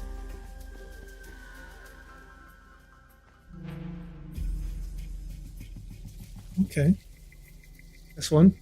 To buy a bee. I don't have enough cash for that. I got a mask. I can wear this. Scientist mask. Pumpkin mask. In this case. He's orange and the mask is blue. So this would, in my opinion, be a very poor example of usable mask if I'm just pretending to be the scientist. What's up, Web3? Over on YouTube.com. How's it going? You're saying, haven't seen you in a long time. How are you doing? Doing well. Doing well. We're doing the GMAE show as help for you if you're designing a game for the Game Jam that is ongoing right now. So I'm currently playing through Paul Life Made Me's experience that they are wanting to submit. Submissions for that Game Jam aren't going to be done until the 28th? Question mark? I'm gonna go check. That way I don't, sound silly here. That's the wrong Game Jam. Jam. Impact Game Jam. Dates. June 29th is the award ceremony. May 28th is the submission deadline at 5 p.m. UTC. Yeah. So Paul's going to have a lot of opportunity, a lot of time here to take the feedback that I give, if they find it to be helpful, and adjust their experience so that they can increase their chances of getting into that top 10, or potentially, now this isn't Paul's first game jam, so they have a little bit more experience, but if they were a brand new player who maybe didn't know the mechanics well enough to get into the top 10, but they knew the mechanics well enough to get to honorable mention, then, that still earns them, $400 to $500 right now worth of sand tokens, 1,000 sand, and a 1x1 land where they can publish their game on and continue development. Cool thing about earning the lands, if you just happen to earn it in honorable mention as well, is that there is a newer program inside the Sandbox game. I think it was a couple of months ago announced, maybe at this point, where the number of plays you get on the map directly reflects to an airdrop of sand that you would get as a developer.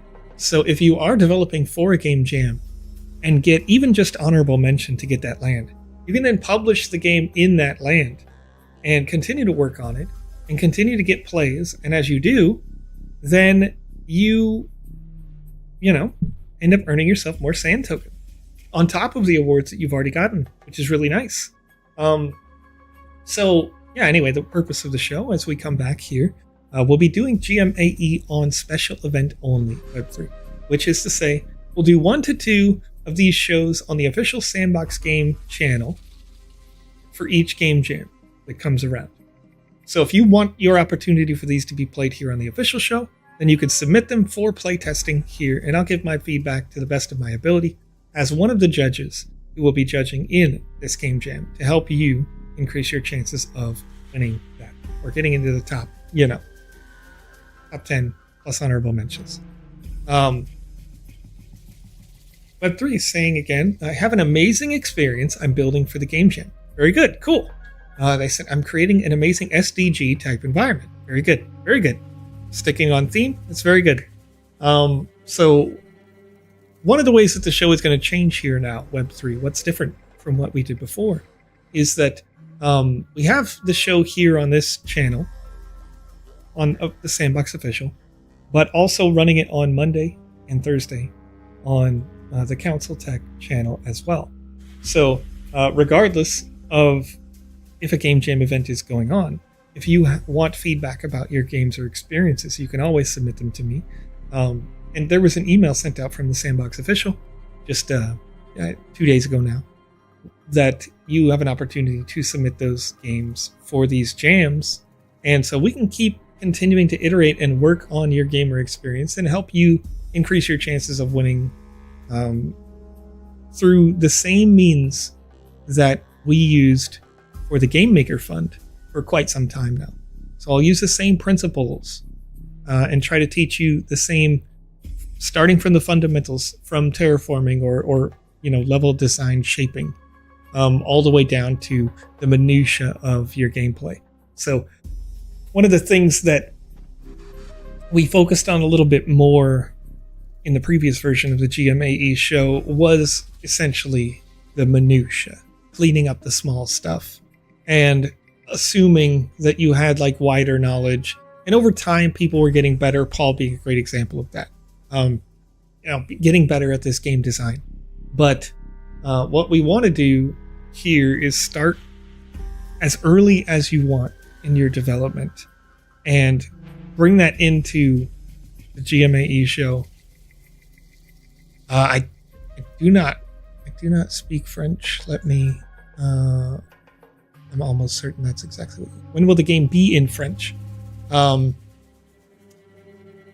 me go to my translate software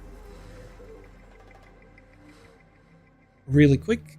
I'm going to go to French so I can reply to you, unless you have closed caption turned on, in which case the game will always be designed with English in mind, but you can make any game in any language, including French.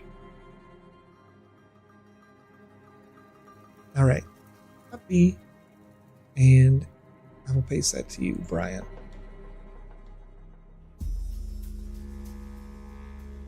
There we are. And there have been some examples of that in the past. I can think of one developer who's fairly well integrated into that Bored Ape Yacht Club community now, named AlloDev, who created an experience in one of the very earliest game jams that they worked with other community members to, as soon as you start the game, you could have a choice of up to 4 languages. One of them was French and German and English and Spanish, I believe, were the 4 options that they put out there. But yeah. A question coming in from Abhijit over on Twitter.com saying, "Hi, I haven't been following Sandbox lately. Will there be a new alpha season?" There will be, in the future, a new season of a large-scale season of the Sandbox. But I'm going to show you something interesting. If you haven't been following for a while, you can go on sandbox.game and you can see the events tab here. And the events that are going on right now, I'm going to zoom out just a little bit so that I'm back down to normal proportions. This might make it a bit small for your screen because this is a 4K screen. But you can see how many events are going on available right now. Right now, there are 12 different types of events that are happening in various ways. Let me see, 1, 2, 3 of those have a direct sand rewards pool, similar to the way that a season was. So if you want to check those out, you can see them immediately on sandbox.game/en/events. And a reply coming in from my friend, I believe this is Panda, helping out, saying any alpha seasons will be officially announced in our Discord and Twitter. Won't mention any alpha seasons before official announcement. Yep. So assuming that there was a larger scale season in some point in the future, once again, always those things will be announced via Discord and Twitter, and not usually on a live show here, because the different live shows have different intentions. You know, if you're here on Mondays, the VoxEdit live stream is intended for teaching people how to design characters and assets and arts. This show here is designed specifically to help you learn how to make your games or improve the quality of your games that you are going to be submitting for a game jam. So that's what we're doing right here now. And we're helping All Life Made Me with their experience. Forgive me, it's going to have a little bit of lag as we transition back into from the full screen situation. But now we've done the core expectation of this experience. We know that the people will have proximity-based trigger, which looks like it's turned off now that I'm wearing the mask, which is interesting. But once again, as I noted before, the character that this is emulated from, let's have a look. Okay, security guards still get you. And I was defeated. Okay. But anyway, I would like to hit restart, but that's all right. I'll quit the experience and come back in, and we'll speed run all the parts that I already did, because I think that's easy enough to do. Nonetheless, the mask I would say is the wrong color, because and maybe it's not. Maybe it's not. Maybe that's intentional, and it would only fool the casual person and doesn't fool the security guard. But I would make it a little bit closer in design than you have it right now. Okay, so we're going to clear that. I'm going to disable the camera. We're going to beat that guy up. The sword is in my hand again, so I would have to restart the Game Maker to fix this. But nonetheless, I'm going to leave it like this, just for the purposes of sort of moving around really quickly, getting back to the positioning we were in before. I can't currently middle click. That's a shame. Got plenty of cash though.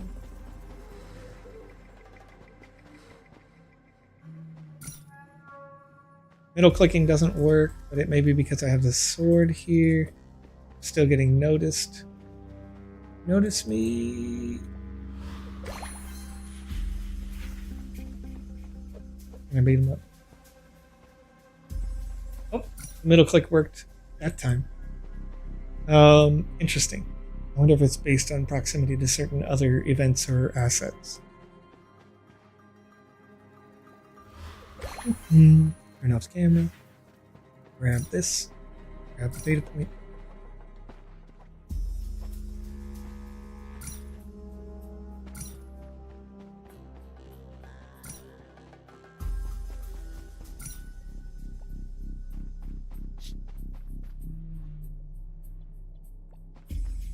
Okay.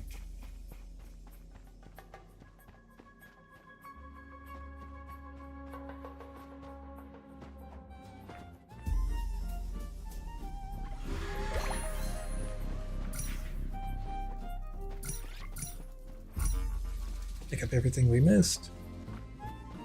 Back to the beekeeper. You can now purchase bees from the supply cache.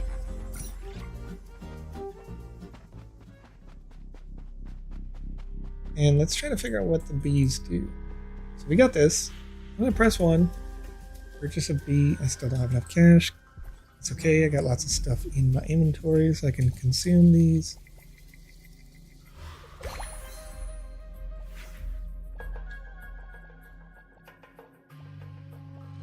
And we can run through these missions. Should I choose to accept them? Okay. We took all those real quick just to see. That gives me some XP. I purchased B, our friendly eco-friendly robot prototype. You can call B during specific quests to assist you. Okay. And I have some locations. This one where B can be placed.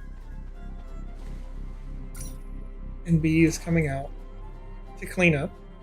So in terms of the mechanics that are necessary for the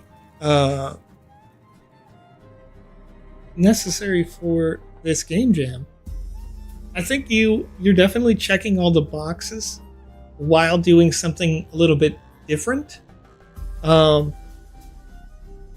thing that I would probably change narratively, if I'm going to change something narratively, would be to not just have them be security guards. Maybe make it more obvious that they're like the bad guy. Like very explicitly call them eco-terrorists or something, right? And you're a spy working for, fake organization. And, this is how you're going to help offset the damage that they've caused. Whatever that damage may be. I gotta beat up John Cena over here. Middle click doesn't work again, but we'll see. Get him. Nope. He's noticing. I'm kidding. Okay. Got another B. Let's see what they do in this case. If they're meant to do anything. Are they going to fix this?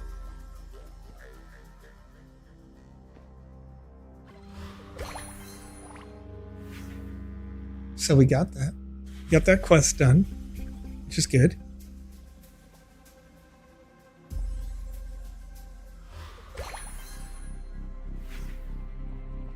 So these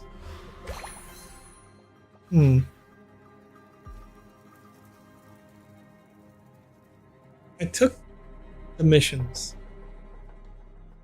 The missions, collect and open the data points in your inventory. But the missions don't really do anything, right? Well, as I'm going through the missions, I sort of want them to activate a mission. Maybe fewer data points and more usability from those data points would be nice. Like, they could be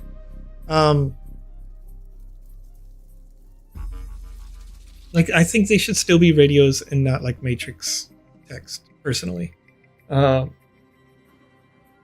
like a Wi-Fi symbol or something. I don't know. Satellite dish looking thing, maybe. That would be interesting. Make like a little tiny base with a little tiny satellite dish that spins around. Just because like the data points are pretty easy to see now.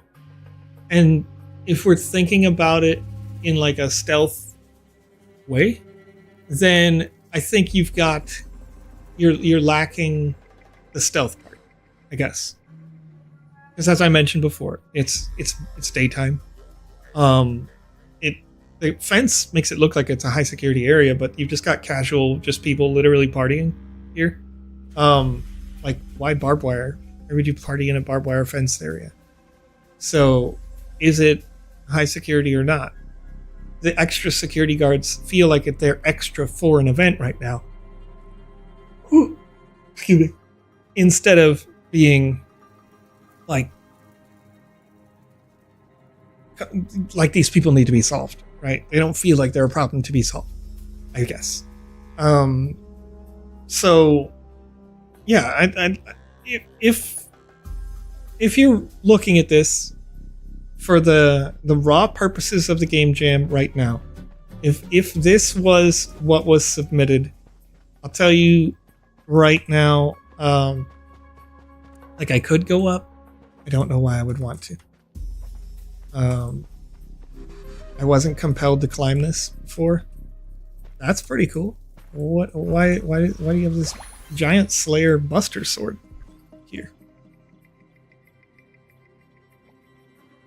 That's pretty crazy. It looks nice. But why do I need this?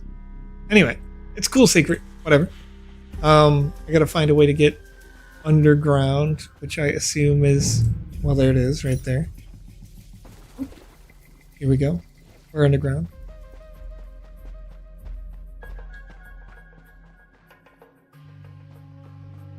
I am not wearing the face. Intruder alert. No! I put it on! Oh. Alright. Alright. Okay. I had the mask. Put it on, but I put it on after. Ooh.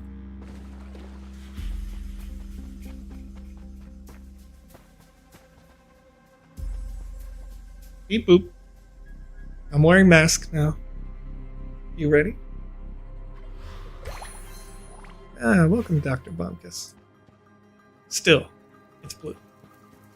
He was orange. What is this room? It doesn't look like a lab. This looks like... Aha! Can only be opened from the other side. Okay. Oh. Am I supposed to interact with this exclamation mark? No. Okay, so the exclamation mark here, I think that's also a miss. And you'll notice right away, I walked straight forward and down. So, if this is a real walking path... What's up, Jay King? How you doing? If this is a real walking path, and these scientists have been walking it, then this ground right here, just, I would say make another block or use another block color to imply that we're going to turn right. Yeah, there's stairs here. Sure, we could use the exit. You did a cool thing to say you can only open it from the other side, but anybody who actually goes in this lab already knows. So there would be like a defined... Doesn't even have to be paved or anything. But if a person walked up and down that way, it would create that, that effect with the art. So just keep that in mind. And let's continue on here. So we got vote Fleazor. Sleazor. Got some chains down in here, looking a little bit ominous. Got bees. Bees. Cannot go back for supplies after this quest. Make sure you are ready. Guess I'm ready. Bees.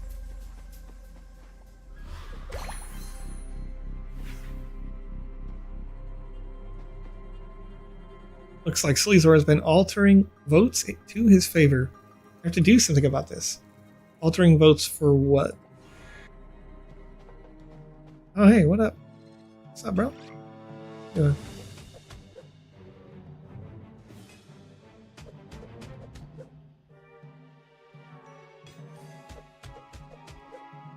Okay, so in terms of this combat, I'm not seeing any diversity in the combat, right? I can just stand here, I can block, I can wait until it says blocked, take a couple of swings on him, rinse, repeat. So that makes Alexis a non-threat, just entirely.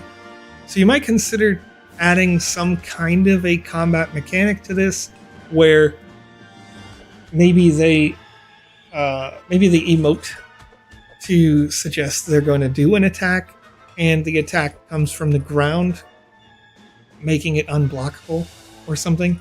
Like they're gonna animate that asset so that it could punch the ground. And when it punches the ground, red circle pops up on one of a few predefined spaces in the room. So now I have to strafe and take a couple of swings and strafe, take a couple of swings, and, you know, at the same time as blocking the regular punch combat. And just having that dynamic of having two different types of attacks is going to make the game much more interesting. I've only got 7 seconds. Stopped Dr. Bombkus from getting away. Didn't see that timer come up at all. Dr. Bombkus definitely got away and I died. What's going on here? Is there a penalty for that? Can't beat up this guy? Alright. Whatever. We'll ignore him. And where is Bombkus? If Bombkus is somewhere. Let's see. He's over here. Jetpack? Yeah. Okay. So this happened again. What just happened here is that when I was underground and we just finished that fight, there was some text going on that didn't really create a sense of urgency, because the text started a timer for Bombkus running away, but it was never established that Bombkus was there. It was established that Bombkus was above ground, but it wasn't established that he was sort of reachable. So if you're going to have the text pop up that sets this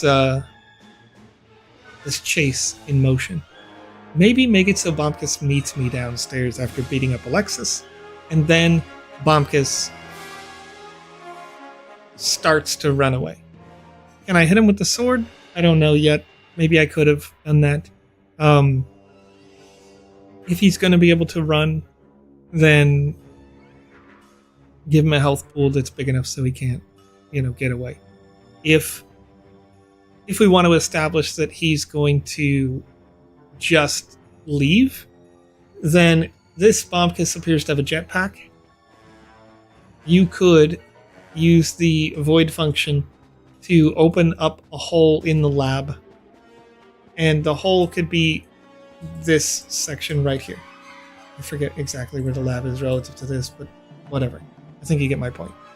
Somewhere in the lab, a hole can open up in the floor here using void, and just put Bombkus on an elevator asset that's invisible that lifts him up, so it looks like he's using the jetpack to get away. And once he gets all the way up, now I know I gotta run out to go chase him, and all these, all these bodyguards that I still have to deal with, still gotta deal with. But once Bombkus is up and out of view, and you know that the player will be having run out of the room, you can proximity trigger Bombkus once you get to here, right? So you've done this conversation. Bombkus, haha, I'm gonna get away with it, blah, blah, blah, whatever. He goes up elevator. As we run out, right here, after the conversation, spawn a proximity trigger here. When that trigger hits, despawn the Bombkus that went up on the elevator, and respawn him by the Ferrari, or, you know, however I'm supposed to catch him. And then I can run up, I can deal with these adversaries, I can potentially catch him before he gets away, before it's too late. Let's see. I got the bees. Oh.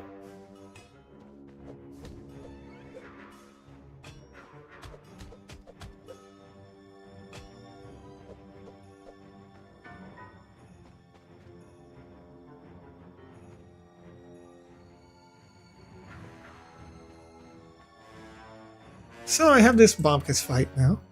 I guess I would have been able to fight it anyway. Security guard has given up. I seem to be able to block the missiles. No? No, I cannot. I can't block the missiles. Am I supposed to use this again? How do I make the bee fire upon...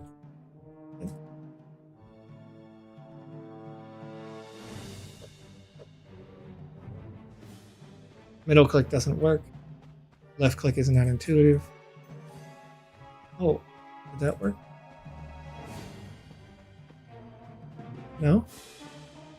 Okay, let me try to block it again. See what happens here. Trying to understand these Bombkus mechanics. Okay, this one, the bee can fire it back at him. But the bee just fired off into nowhere because the bee is proximity visual to me. Bombkus is shooting lasers, you know what I mean? They're perfect rocket shots. The bee, not so much.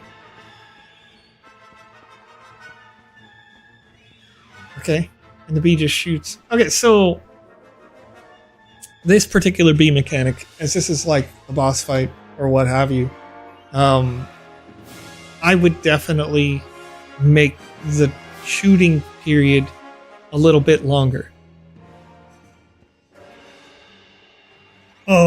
And by that I mean, from the time that I pick up the rocket, make it just a little bit longer. Because I have to aim this bee. It doesn't aim itself. Alternatively, you could make the bee aggress against Bombkus.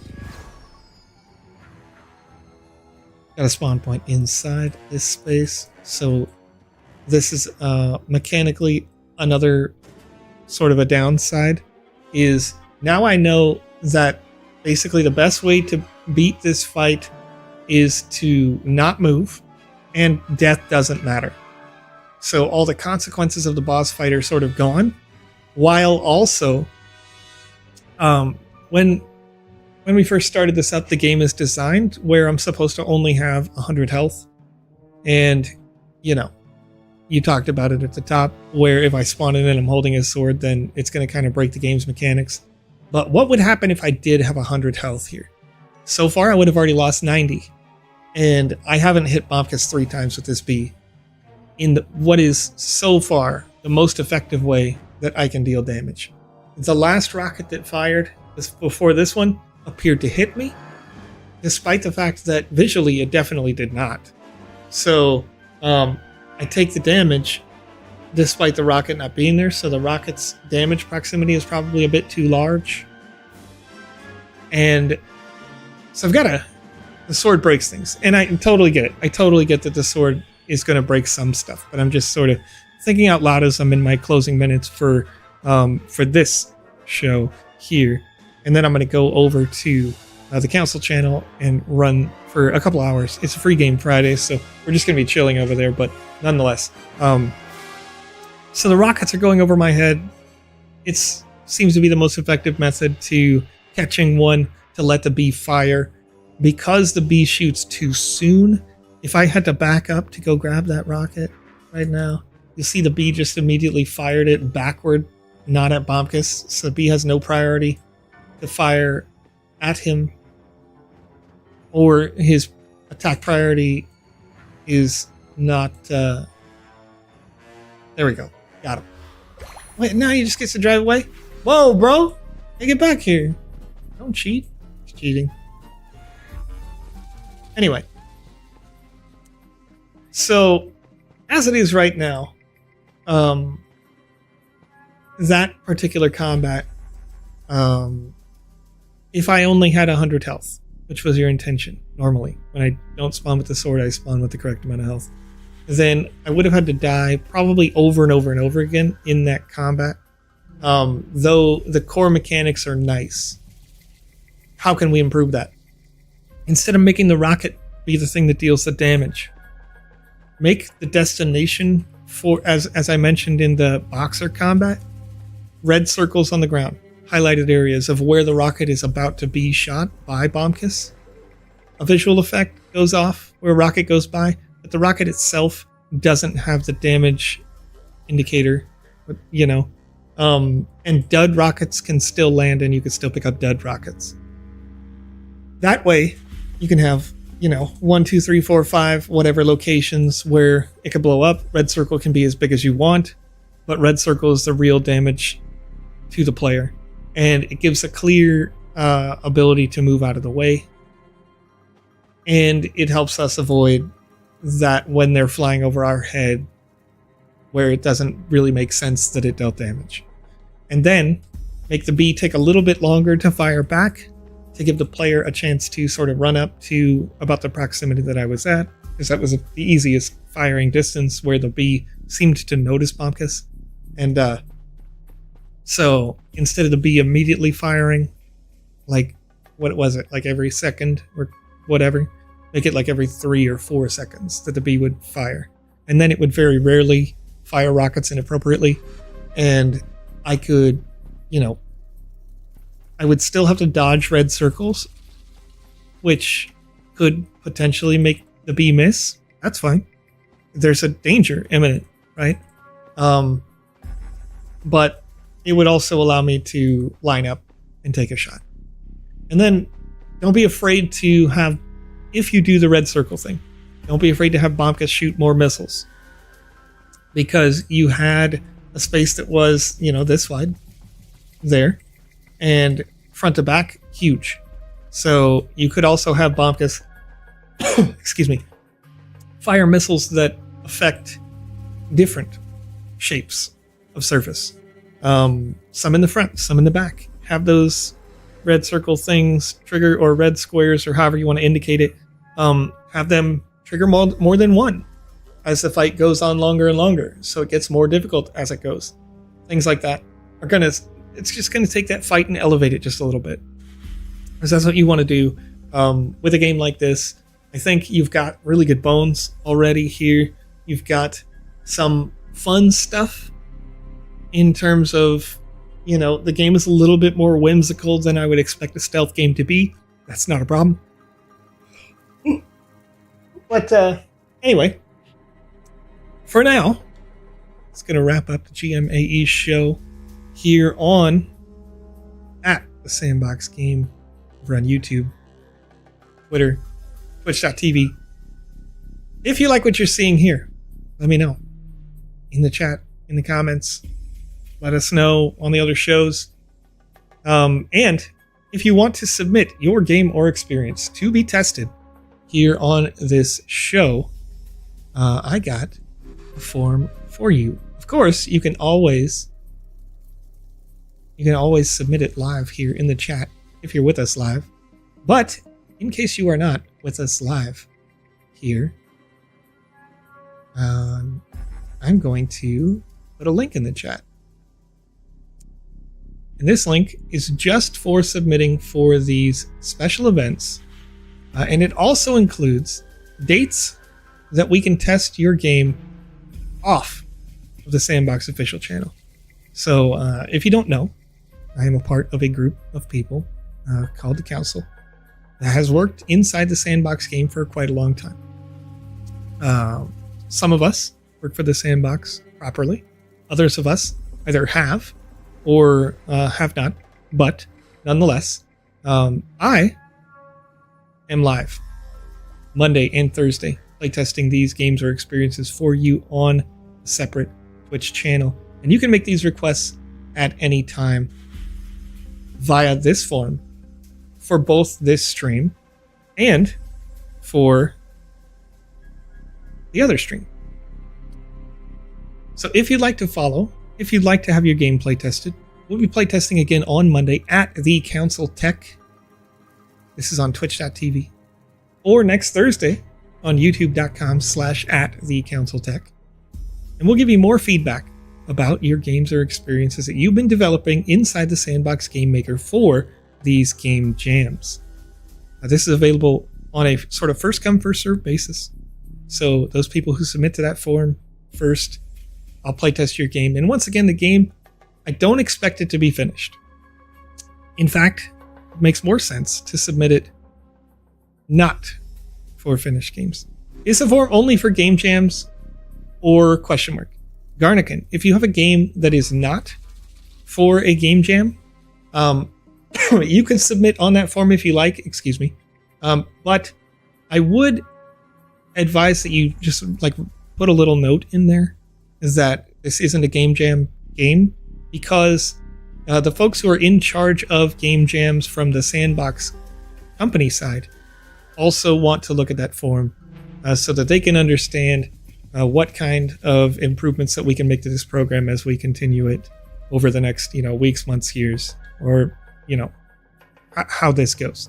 So if you have something that's not a game jam game or something you've already completely finished, maybe you've got a game that you already have published on the map and you want to know how can we improve this to get more people playing it, then let me know. Also, on our upcoming Wednesday show at the Council Tech, we'll be talking about how to market your games or experiences on various budget levels.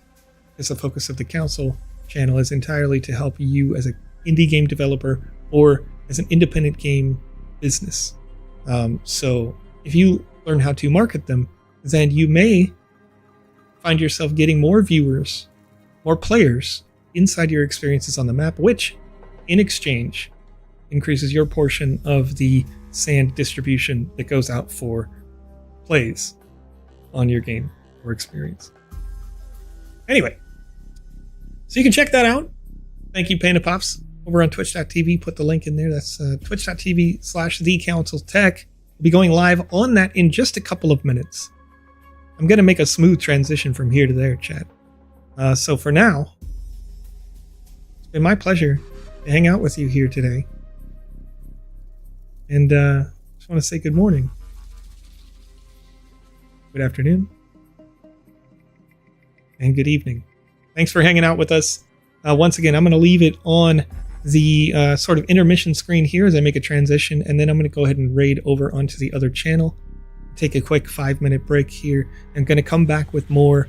It's a free game Friday over there on the council page today, so we're probably going to just play something casual and keep the conversation going. But appreciate you guys all coming by today, hanging out with us. And there's going to be more GMAE in the future, so if you liked what you see, look forward to more. And we've got another stream coming up next Friday, so make sure you get your submissions in so that we can play your game here on the official channel on Friday, and any overflow we'll do on the Monday and Thursday stream on the Council Tech as well. But we'll be right back in just a second on the other channel. Thanks for hanging out, and have a good day.